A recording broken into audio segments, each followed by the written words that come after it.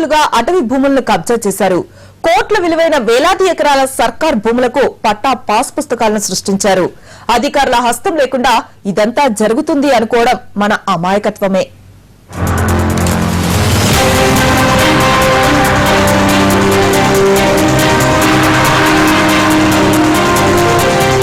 నిజామాబాద్ జిల్లాలో అటవీ భూములు ఇష్టారాజ్యంగా కాజేశారు. ఫారెస్ట్ లా ప్రకారం రక్షిత అటవీ ప్రాంతం పేరుతో అటవీ శాఖ సేకరించిన భూములకు రెవెన్యూ శాఖ పట్టాలు ఇవ్వరాదు. రూల్స్ తెలియవో, తెలిసినా ఎవరూ కనిపెట్టరనుకున్నారో కాసులకు కక్కుర్తి పడ్డ రెవెన్యూ అధికారులు అక్రమార్కులతో కుమ్మక్కై పట్టాలిచ్చేశారు.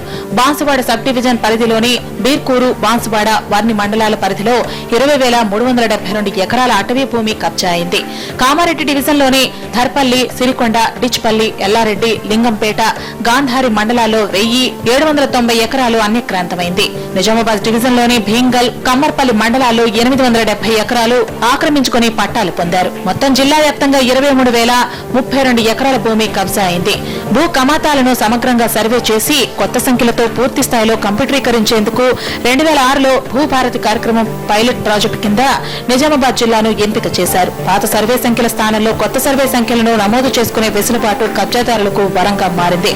అప్పట్లో అధికార పార్టీ నాయకులు, ఆయా మండలాల తహసీల్దార్లు, కబ్జాదారులు కుమ్మక్కై అటవీ భూములకు కొత్త సర్వే సంఖ్యను నమోదు చేసి యథేచ్ఛగా పట్టాలు పుచ్చుకున్నారు. వర్ని మండలానికి చెందిన ఓ చోట కాంగ్రెస్ నేత ఈ వ్యవహారంలో చురుకైన పాత్ర పోషించినట్టు తెలుస్తోంది.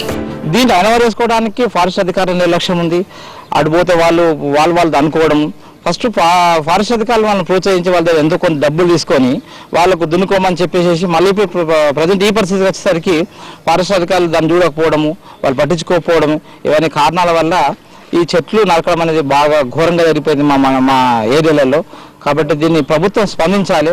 అటవీ భూములను లబ్ధిదారులకు పట్టాలు ఇచ్చే ముందు ఆ శాఖ నుంచి ఎన్ఓసీ తీసుకోవాలి. అవేవి పట్టించుకోకుండా 2008-2009 మధ్య కాలంలో అడ్డగోలుగా పట్టాలు ఇచ్చారు.